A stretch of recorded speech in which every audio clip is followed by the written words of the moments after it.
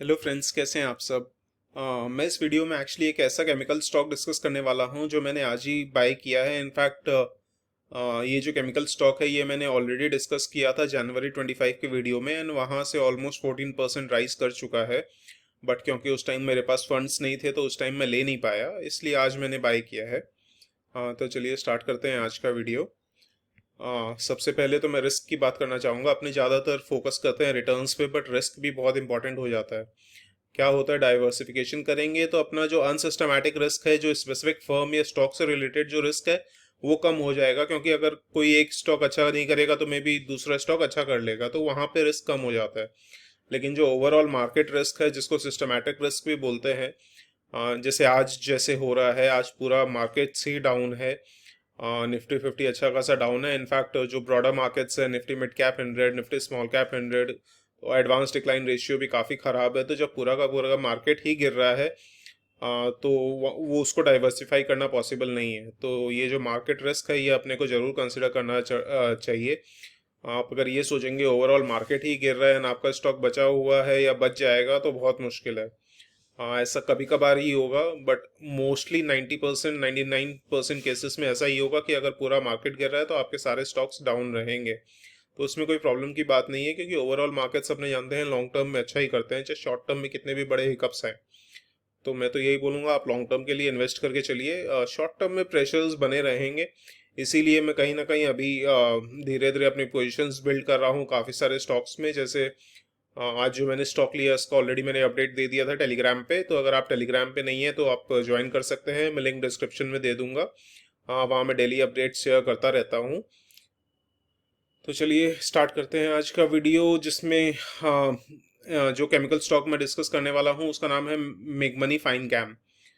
ये basically recently ही demerger हुआ है। ये अदरवाइज मेगमनी ऑर्गेनिक्स लिमिटेड की सब्सिडरी हुआ करती थी, बट डीमर्जर के बाद जो वैल्यू अनलॉकिंग है उसमें अच्छी खासी हो रही है। कंपनी काफ़ी एग्रेसिवली ग्रोथ को टारगेट कर रही है। तो इसीलिए ये basically leading producers of chlor alkali products है। क्लोर एल्कली डिस्कस करेंगे आगे क्या होता है। तो चलिए आगे इसमें जो प्रोडक्ट्स है, कॉम्पिटिटिव एडवांटेज का है, इसकी लोकेशन बेसिकली गुजरात में है। एंड कहीं ना कहीं मैं जो गुजरात बेस्ड कंपनीज है उसको लेकर थोड़ा सा कहीं ना कहीं बायस्ड होता हूँ। इन द सेंस मुझे लगता है कि गुजरात बेस्ड कंपनीज में ग्रोथ पोटेंशियल ज़्यादा होता है, क्योंकि वहाँ पे कहीं ना कहीं बिजनेस एनवायरनमेंट थोड़ा सा ज़्यादा ल्यूक्रेटिव है। ये जो कंपनी है ये हाई ग्रोथ इंडस्ट्रीज को टारगेट करती है, जैसे for example refinery, paper and pulp, fluoro polymers, soap and detergents, dyes, pigments, pharmaceutical, जैसे बहुत सारी इंडस्ट्रीज हैं। और ये जो जितने भी इंडस्ट्रीज हैं उसको एवरेज ग्रोथ ये पकड़ के चल रही है कि 10 to 13% का एवरेज ग्रोथ होगा मोस्टली इन इंडस्ट्रीज में नेक्स्ट 5 ईयर्स में। तो इसका मतलब ये है कि जो मैगमनी फाइन कैम के जो प्रोडक्ट्स हैं इनकी डिमांड अच्छी खासी आने वाली है इन सब इंडस्ट्रीज से। तो बेसिकली क्लोर एल्कली, हाँ हाँ क्या बोलूँ, साइंस में मैं वैसे ही बहुत वीक था, बट स्कूल में जितना साइंस नहीं पढ़ा, केमिस्ट्री नहीं पढ़ा, अभी पढ़ना पड़ रहा है। तो ये बेसिकली जो NaCl सोडियम क्लोराइड का जो सॉल्यूशन होता है, सॉल्ट सॉल्यूशन, उसमें बेसिकली पावर पावर सप्लाई देकर कुछ रिएक्शन वगैरह होते हैं, जिससे for example NaCl plus H2O से अगर अपने रिएक्ट करेंगे तो NaOH यानी सोडियम हाइड्रोक्साइड और chlorine gas and hydrogen gas निकलती है, जैसे हाइड्रोजन, क्लोरीन, कॉस्टिक सोडा यानी NaOH। तो ये सब प्रोडक्ट्स निकलते हैं जिसकी अच्छी खासी डिमांड होने वाली है फ्यूचर में। तो कंपनी के मोस्टली जो 5 टाइप ऑफ प्रोडक्ट्स हैं, H2O2 यानी हाइड्रोजन पर oxide, CMS, CVPC basically piping industry में काफ़ी ज़्यादा काम आती है। CMS आगे चल के देखेंगे एक एक प्रोडक्ट की यूसेज कहाँ पे है।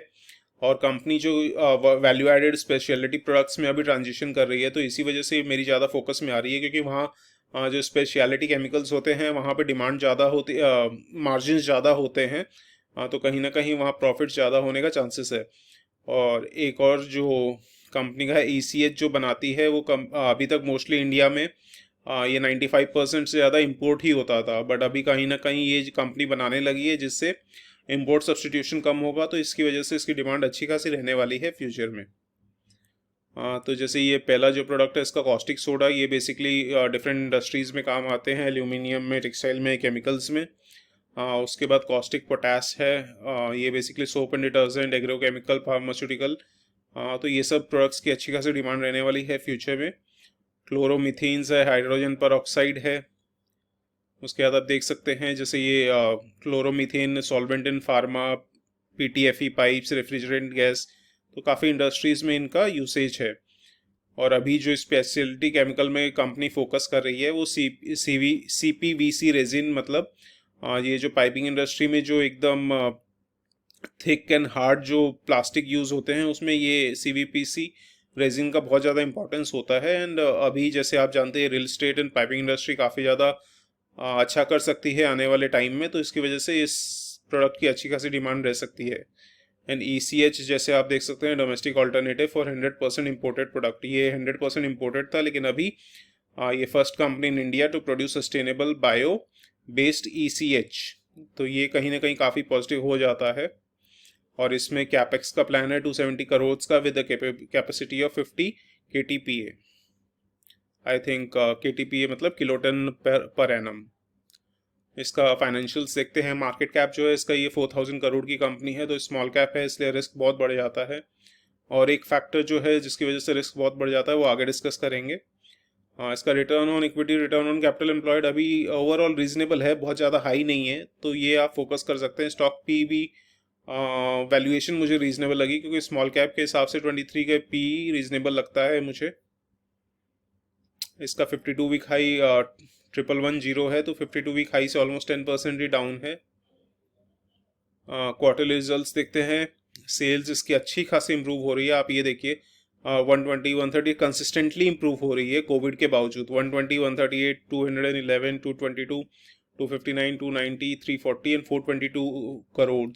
लास्ट क्वार्टर में आप देखिए अच्छा खासा ग्रोथ दिखाया कंपनी ने। Similarly at the same time net profit भी अच्छा खासा इंक्रीज हो रहा है, तो EPS भी अच्छा खासा इंप्रूव हो रहा है। तो ये ग्रोथ देखने के बाद ही ये कंपनी मेरे फोकस में आई, एंड इसी वजह से मैंने इन्वेस्ट किया है। ये कंपनी बहुत रैपिडली ग्रो कर रही है। बट एक और रिस्क की जो मैं बात कर रहा था वो ये है, आप ये देखिए रिजर्व सिर्फ 516 करोड़ का, उसके कंपैरिजन में बोरोइंग्स 856 करोड़ है, तो कहीं ना कहीं जो डेट टू इक्विटी रेशियो है वो मोर देन 1 का है। तो ये ऑब्वियसली बहुत बहुत बहुत ज़्यादा रिस्क फैक्टर हो जाता है, एंड ऐसी कंपनीज को मैं जनरली अवॉइड करता हूँ। बट इस कंपनी में कहीं ना कहीं मुझे बहुत ज़्यादा हाई ग्रोथ पोटेंशियल लग रहा है, इसी वजह से मैं ये कंपनी ये स्टॉक आज लिया हूँ। तो मैं तो यही बोलूँगा, अगर आप वेरी एग्रेसिव इन्वेस्टर हैं तो ये आप इन्वेस्ट करके चलिए, वरना अदरवाइज आप इतनी हाई बोरिंग्स वाली कंपनी को अवॉइड कर सकते हैं। बट मैं ये, क्योंकि कंपनी बहुत ज़्यादा कैपेक्स कर रही है, बहुत ज़्यादा रैपिडली एक्सपेंड करने की कोशिश कर रही है, इसीलिए आप देखिए रिसेंट में बोरोइंग्स काफ़ी बढ़ी है, क्योंकि कैपेसिटी एक्सपेंशन के लिए इसको फंड्स चाहिए।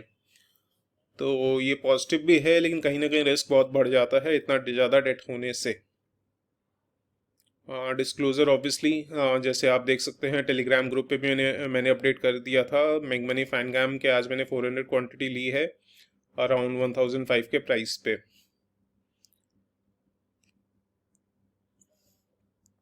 मेरी जो रीजंस है बाइंग की स्ट्रॉन्ग प्रोडक्ट डिमांड है, कैपेसिटी एक्सपेंशन बहुत रैपिडली कर रही है कंपनी।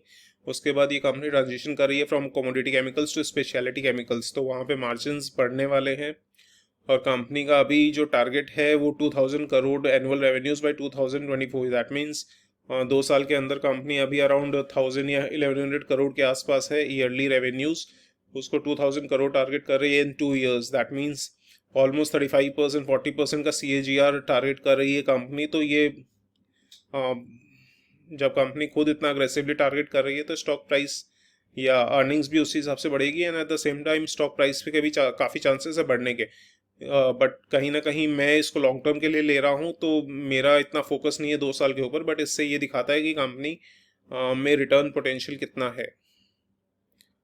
चलिए अभी कुछ और रिसेंट परचेजेस की बात करते हैं। जैसे इन्फोबीन्स टेक्नोलॉजीज आप देख सकते हैं, ये कुछ मेरे बाइंग प्राइस से कुछ डाउन चला गया था, बट आज इसने अराउंड 5%, जब मैं ये वीडियो बना रहा था तो 5% अप था। ऑल कार्गो लॉजिस्टिक्स भी आज अच्छा परफॉर्म कर रहा है। एक्रेसील भी आज ओवरऑल ठीक है, बट अभी भी मेरे बाइंग प्राइस से हल्का फुल्का 1-2% डाउन है। एच जी इंफ्रा आज थोड़ा डाउन है, ऑब्वियसली आज ओवरऑल पूरा मार्केट ही डाउन है, बट अभी मेरे बाइंग प्राइस से ऊपर है।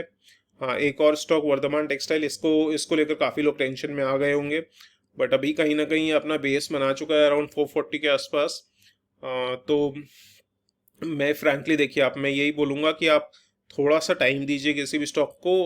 इतना शॉर्ट टर्म में अगर 10-20% स्टॉक मार्केट में कोई बड़ी बात नहीं होती। आप अगर टाइम नहीं देंगे तो फ्रैंकली मुझे नहीं लगता आप स्टॉक मार्केट में इतना ज़्यादा टिक पाएंगे। कहीं ना कहीं आप देखिए, मार्केट्स हो या स्पेसिफिक स्टॉक्स हो, रेगुलरली या रोज ऊपर नहीं जाते। इनफैक्ट काफ़ी बार क्या होता है, काफ़ी बढ़ने के बाद अच्छा खासा जर्क आ जाता है, उसमें जो क्या होता है, जो वीक हैंड्स हैं वो निकल जाते हैं।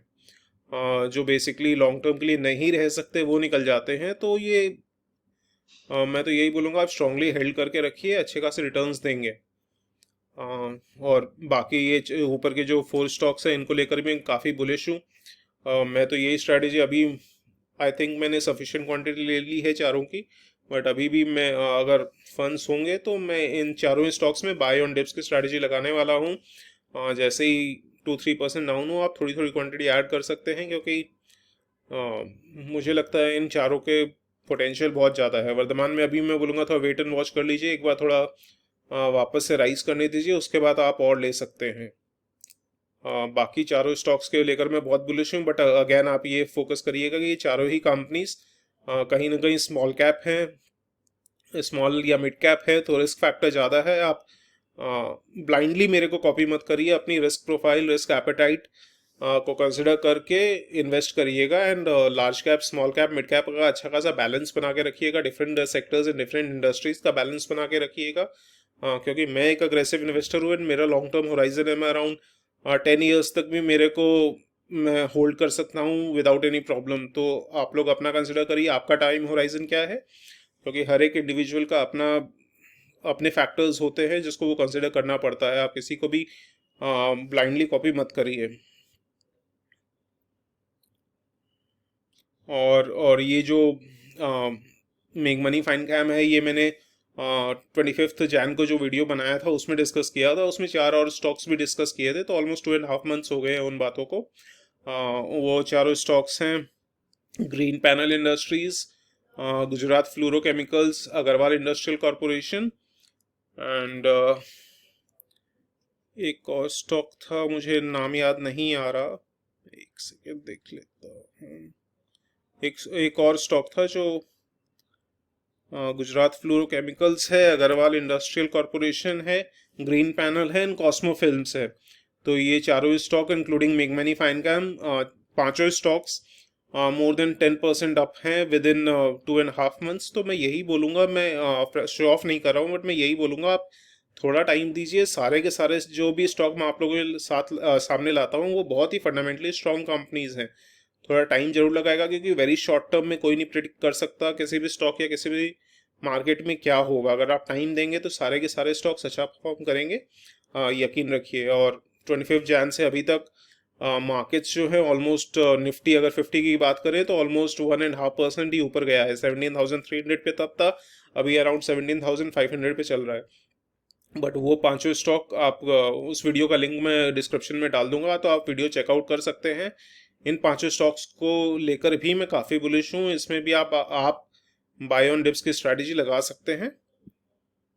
तो चलिए इसी बात पे वीडियो एंड करते हैं। डिस्क्लेमर कि ये कोई भी इन्वेस्टमेंट एडवाइस नहीं थी, आप प्लीज़ अपना खुद का रिसर्च करिए। कोई भी इन्वेस्टमेंट डिसीजन लेने से पहले किसी को भी ब्लाइंडली फॉलो मत करिए आप। और जो भी डेटा वगैरह आप दिया गया है या मेरे वीडियो में या किसी और के वीडियो में भी, वो डेटा भी आप एक बार खुद वेरीफाई करिए। तो चलिए इसी बात पे वीडियो एंड करते हैं। Thank you so much.